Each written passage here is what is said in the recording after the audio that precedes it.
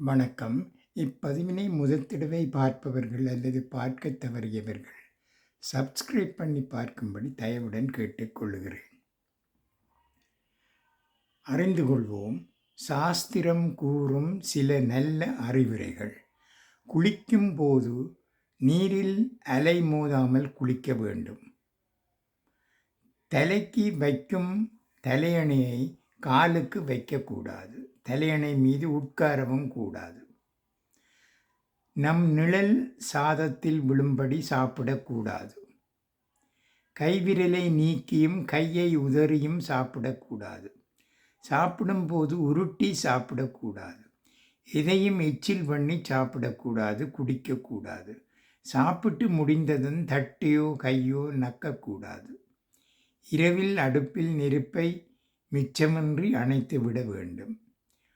வாய் கொப்பளித்தோ எச்சிலை வலது பக்கம் துப்பக்கூடாது. அன்னம், நெய், உப்பு ஆகிய மூன்றையும் கையால் பரிமாறக்கூடாது. தாமிர பாத்திரத்திலும் வெண்கல பாத்திரத்திலும் இளநீரை வைக்கக்கூடாது. ஆமணக்கு இலையிலும் பனை ஓலை கூடாயிலும் வைத்த பூ பூஜைக்கு ஆகாது. கடும் வெயில், மயானப் புகை, தேங்கிய குட்ட நீர், இரவில் தயிரன்னம் சாப்பிடுதல் ஆகியவை ஒரு மனிதனின் ஆயுளை குறைக்கும். இரு கைகளாலும் தண்ணீர் குடிக்கக்கூடாது.